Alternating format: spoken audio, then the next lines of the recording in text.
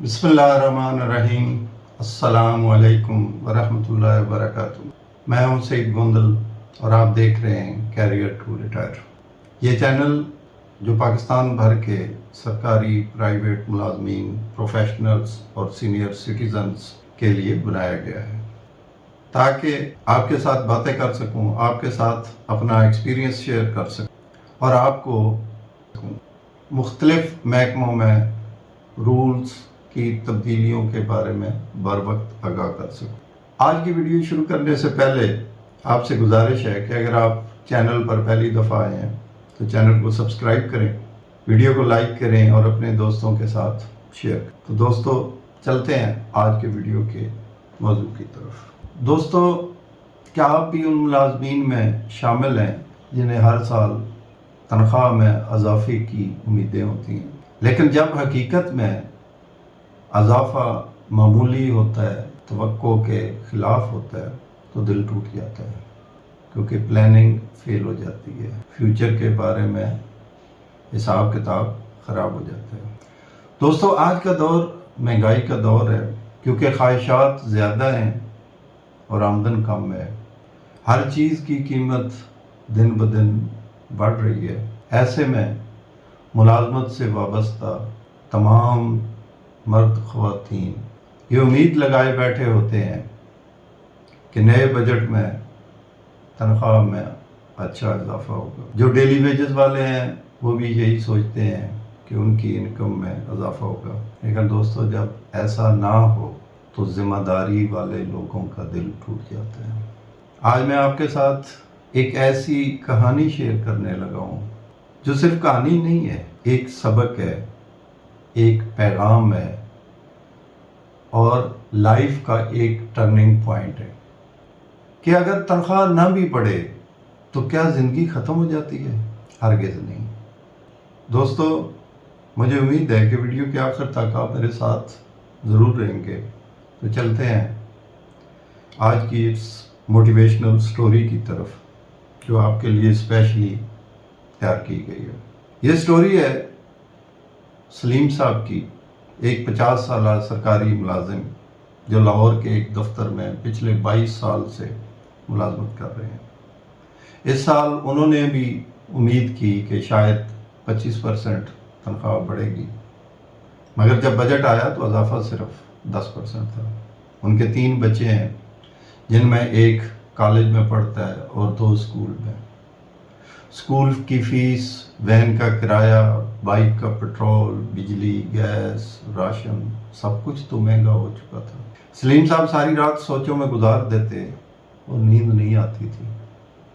दिल में ये सवाल गर्दिश करता था, मैं अपनी फैमिली का पेट कैसे पालूंगा और अपनी ज़िंदगी बाइज़्ज़त कैसे गुजारूंगा। तो दोस्तों, ऐसे वक्त में इंसान या तो हार मान जाता है या फिर अल्लाह की तरफ रुजू करता है। अल्लाह ताला कुरान पाक में इरशाद फरमाते हैं, और हम किसी न किसी तरह तुम्हारी आजमाइश ज़रूर करेंगे, दुश्मन के डर से, भूख प्यास से, मालो जान और फलों की कमी से।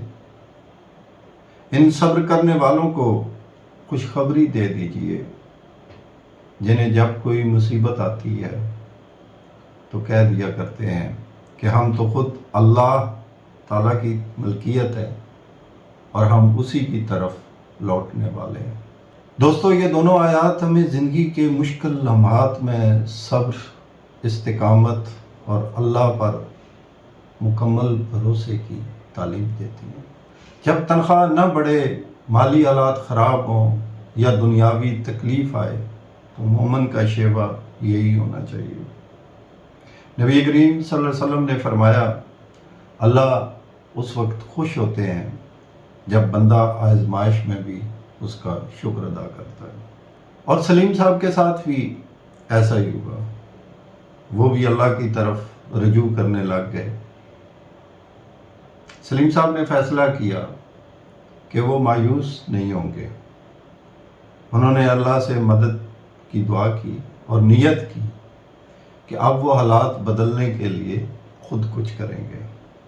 दोस्तों, सलीम साहब ने सोचा, मैं तालीम याफ्ता हूँ, मेरा बेटा भी कॉलेज में है, کیوں نہ شام کو بچوں کو ٹیوشن پڑھاؤں۔ انہوں نے اپنی گلی کے باہر ایک بورڈ لگایا جس پہ لکھا تھا میتھ اور English tuition for class 5 to 10۔ پہلے ہفتے صرف 2 بچے آئے مگر مہینے کے آخر تک 8 ہو گئے۔ اب وہ شام کے وقت صرف 2 گھنٹے ٹیوشن پڑھاتے ہیں اور ہر ماہ 10 سے 12,000 روپے اضافی کما لیتے ہیں۔ انہوں نے اپنے بیٹے کو بھی شامل کر لیا جو چھوٹے بچوں کو اردو اور اسلامک سٹڈیز پڑھاتا ہے۔ اب باپ بیٹے مل کر ایک چھوٹا سا علم کا مرکز بن چکے ہیں۔ سلیم صاحب نے ہار نہیں مانی، انہوں نے وہ کیا جو ان کے اختیار میں تھا، لیکن وہ ہمیں ایک سبق دے گئے کہ حالات کبھی بھی مکمل ہمارے قابو میں نہیں ہوتے، لیکن ہمارے فیصلے، ہماری نیت اور ہمارا عمل ضرور ہمارے ہاتھ میں ہوتے ہیں۔ اسلام کہتا ہے کہ انسان خود بھی محنت کرے اور اللہ پر بھی بھروسہ رکھے۔ تو دوستو، سلیم صاحب نے اپنی زندگی اللہ کی مدد کے ساتھ تبدیل کرنے کی کوشش کی اور اللہ پاک نے وعدے کے مطابق ان کی مدد کی۔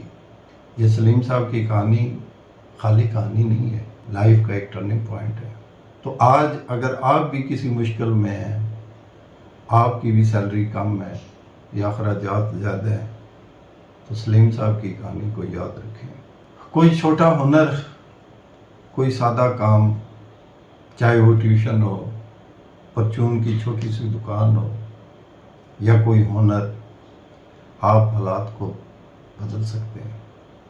دوستو، آج کل کے ڈیجیٹل دور میں ہر بندہ پیسہ کما رہا ہے۔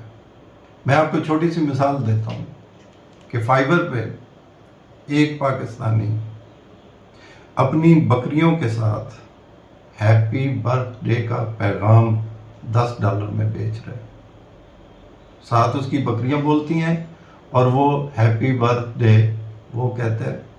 تو جس نے بھی اپنے ہیپی برتھ ڈے پہ اس میسج کو چلانا ہوتا ہے تو وہ فائبر سے $10 کا خریدتا ہے۔ ایک بکری والے کو، بکریاں چرانے والے کو اتنا بھی اس کو ہے کہ وہ پیسہ کس طرح کمانا ہے، کیونکہ اس نے کوشش کی ہے۔ تو اگر آپ بھی کوشش کریں تو بہت کچھ کر سکتے ہیں۔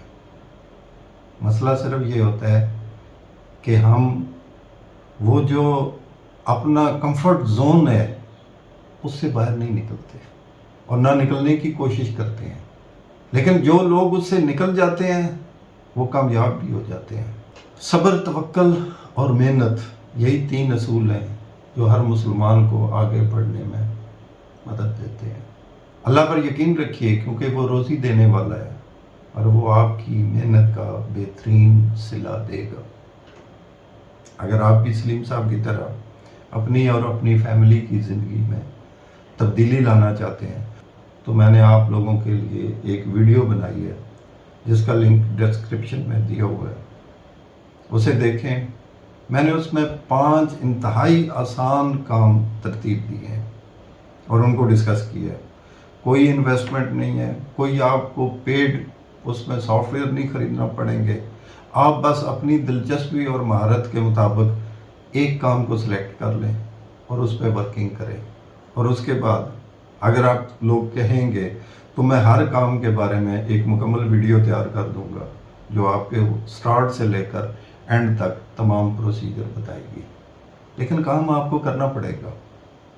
یہ جو لوگ کہتے ہیں کہ جناب دوسرے دن لاکھوں روپیہ کمانا شروع، یہ سب جھوٹ ہے۔ آپ کو کم از کم 6 مہینے لگیں۔ آپ فائبر پہ کام کرتے ہیں، آپ فیس بک پہ کام کرتے ہیں، آپ چیٹ جی پی ٹی کے تھرو مختلف چیزوں پہ کام کرتے ہیں، آپ کو ایک ٹائم لگے گا۔ آپ اگر فائبر پہ بھی کام کرتے ہیں تو وہاں ایک ٹائم لگے گا آپ کے کسٹمر کو آپ پر کانفیڈنس میں، لیکن شروع تو کریں نا، کچھ نہ کچھ تو شروع کریں۔ بہرحال اگر آپ کو یہ ویڈیو اچھی لگی ہو تو لائک کریں، شیئر کریں اور چینل کو سبسکرائب کریں تاکہ آنے والی ویڈیو بھی آپ تک پہنچ سکے۔ اپنی فیملی اور آس پاس والوں کا خیال رکھیے گا، مجھے دعاؤں میں یاد رکھیے گا۔ اللہ حافظ۔